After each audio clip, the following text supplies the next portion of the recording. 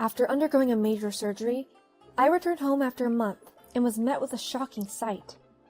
Is this a joke? What is all this mess? The floor was scattered with clothes and trash, and the kitchen had half-eaten containers and cups with soup still inside. Stunned by the sight, I stood frozen, and my husband spoke assertively. I don't care how you do it, just get it cleaned up. Huh? Me? Obviously. You're my wife, so clean it up.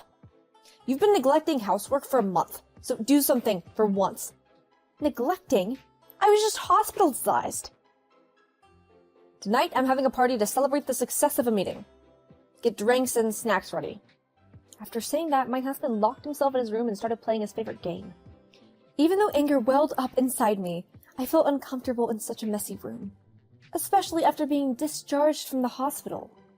I started cleaning as instructed and began preparing the food. Then the doorbell rang. Yes, huh?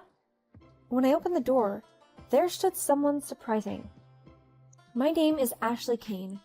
I'm 29 years old. I studied childhood education in college and now work as a child care worker. I have always loved children and taken care of my relatives' children since I was very young. During my junior high school work experience at a nursery, I became convinced that this is what I wanted to do. Since then, I've made various efforts to pursue my dream of becoming a child care worker. After going through the selection process, I successfully landed a job at my top choice nursery.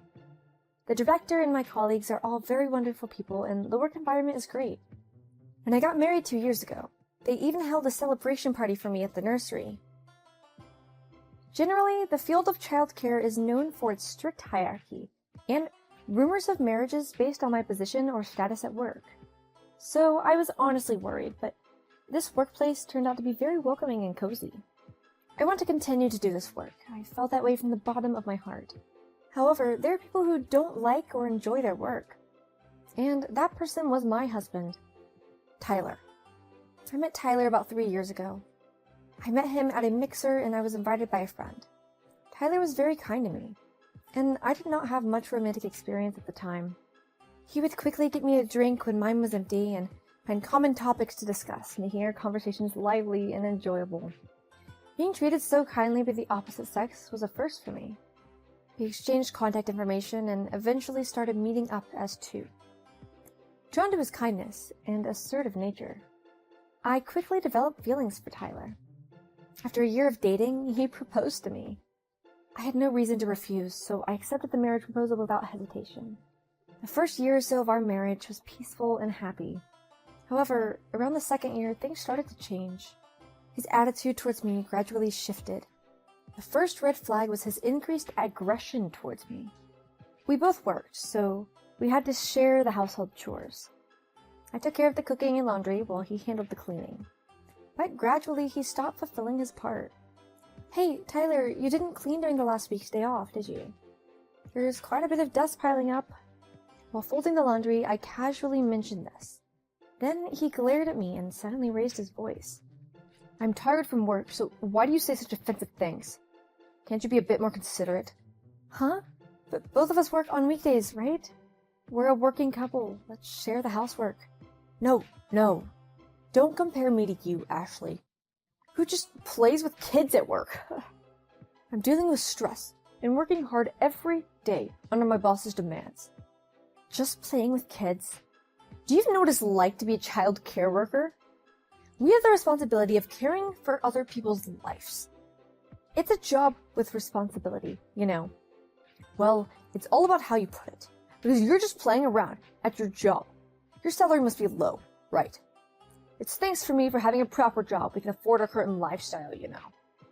That's terrible. You can't talk to me like that. Saying that, I bit my lip tightly. As my husband said, it's true being a child care worker doesn't pay much. It's clear he earns more. However, I don't want the value of my job to be determined solely by my salary. I take pride in being a child care worker and in this job. However, if I were to clearly express that, I'd probably be ridiculed to the end. I could see that coming, so I decided to stop saying anything further. After that day, my relationship with my husband gradually deteriorated. Before I knew it, I was always being looked down upon by him. We used to go out together on weekends, but that doesn't even happen anymore. Casual conversations between us as a couple decreased, and being in the same space with him was so painful. The once happy married life had gradually turned into something suffocating. One day while at work at the nursery, I ended up accompanying a colleague on a class walk.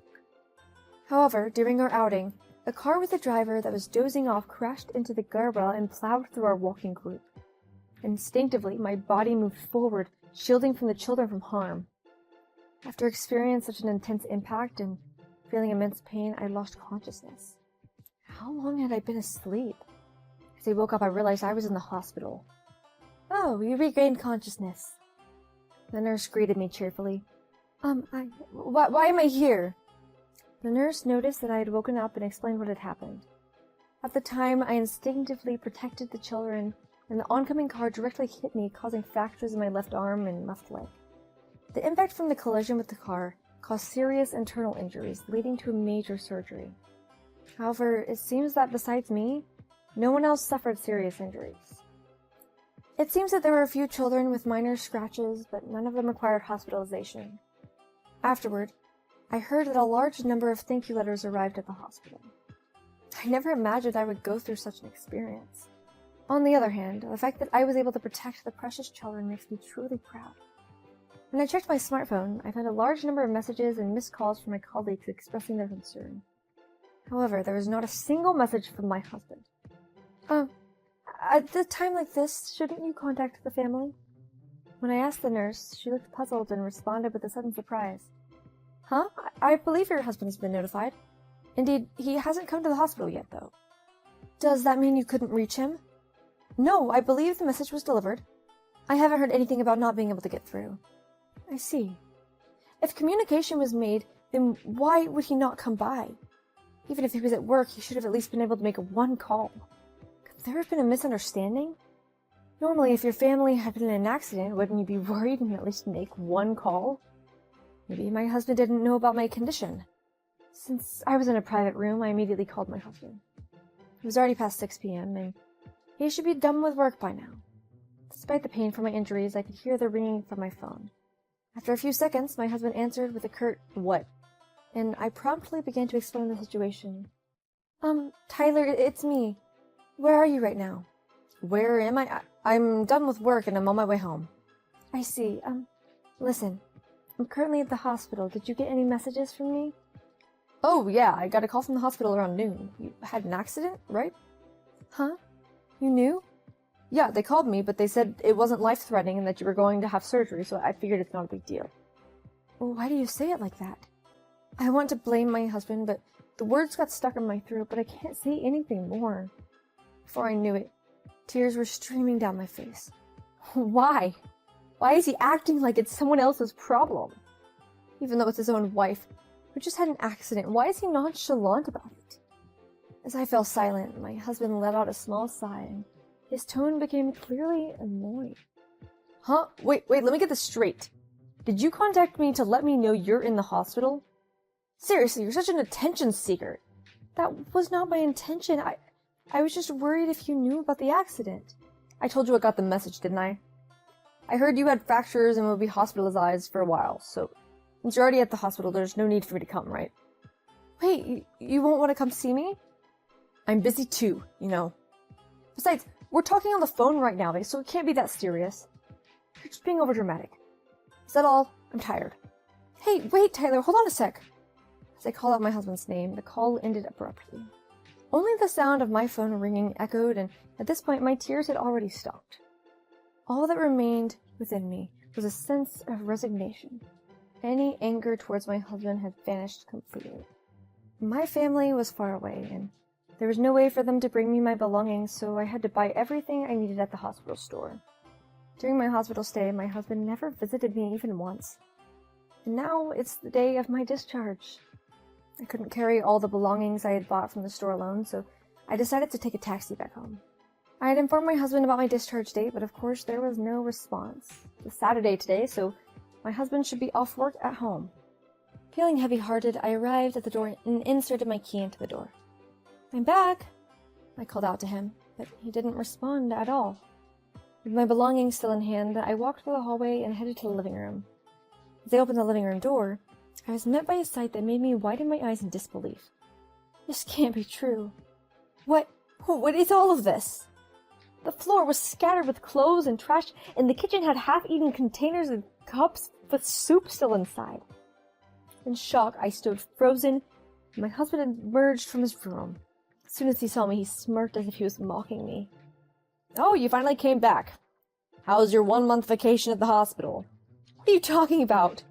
Do you really understand what I went through?" "You had an accident during a walk, right? Wow, Ashley, you're so unlucky." "It's not about luck or anything like that.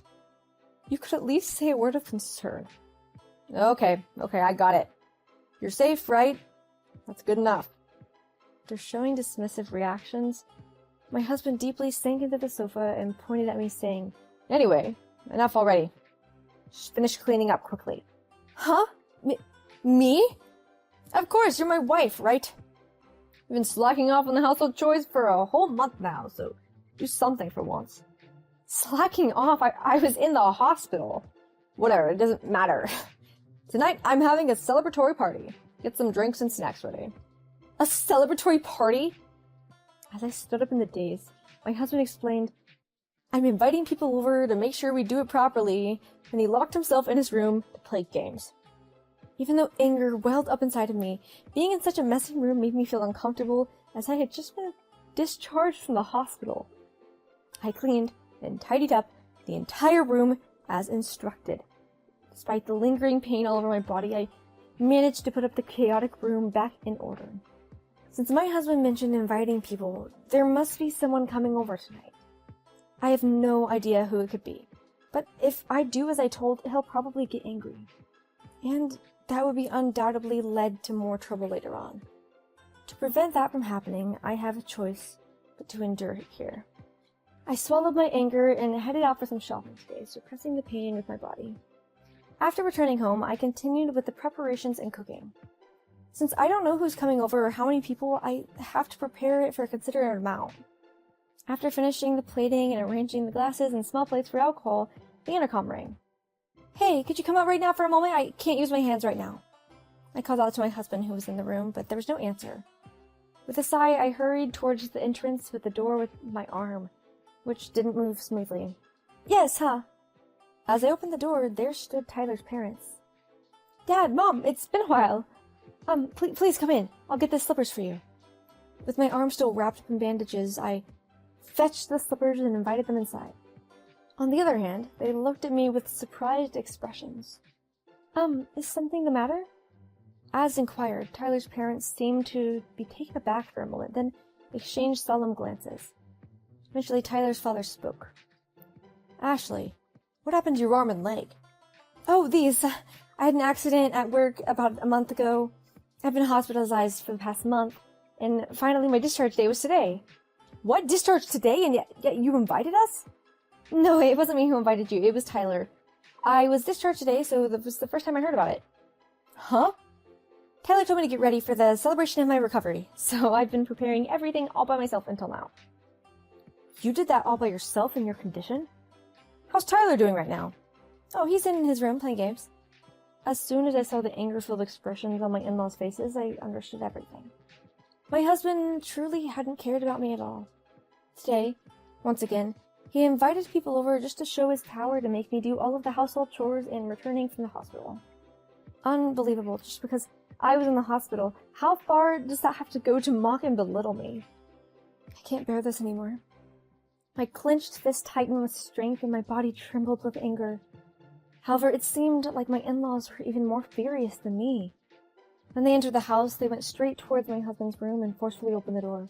"Oh, Mom, Dad, you're here. Let's start the party right away then." "A party?" With an angry expression, my father-in-law approached my husband and grabbed him by the collar. "What are you doing? How can you put Ashley, who just got out of the hospital after an accident, through all of this trouble?" "Huh? Why are you so angry? It wasn't a big deal. She's been neglecting household chores for a month, you know. It's only natural for her to make her do the housework." "Stop fooling around. It's a 1-month hospital stay, you know. There's no way it's not a big deal, you idiot son. Do you even realize how despicable you've been? A loser like you. I won't acknowledge you as my son anymore. Don't you dare come back home ever again." Wait a minute. Why would you do that? Hey, Ashley, you agreed to this too, right? Then tell them for me. With a strained expression, my husband sought a help from me. From that statement, I don't even think he realized how much I had suffered. Thinking that, everything suddenly feels so absurd. Hey, please! I forcefully brushed off my husband's hand and placed it on my shoulder. With a determined look, I confronted him head-on. Enough already. How much longer are you going to ignore my feelings? For this past year, you've put me through so much pain. Even hearing about the accident didn't even bother you to even contact me.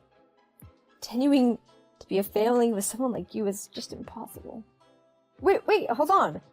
Even you, Ashley? Are you kidding me? I wouldn't say something in this jest, would I? My love for you has completely faded. Your words just confirmed it. Being with you any longer won't lead to happiness. Now, divorce me and never interfere with my life again! Towards the end, my voice trembled and I ended up shouting. However, it seemed my words had a significant impact on my husband as he slumped down right there. As tears streamed down my face, my in-laws embraced me gently. Later on, I divorced my husband with my in-laws present as witnesses. My in-laws apologized to me multiple times, but I understood that our marital issues were not their fault. In fact, I was genuinely happy they scolded Tyler out of concern for me. Feeling responsible for causing emotional distress, Tyler offered, "At least let me pay you for some compensation." Though I hesitated a bit, I decided to accept it since it was a thoughtful gesture. Although we ended up divorcing, the fact remains that thanks to him, I met wonderful in-laws. It wasn't all painful memories. I realized that after the divorce. With this experience as my nourishment, I believe I can grow as a person. From now on, I want to prioritize my own happiness and strive to enrich both my work and personal life.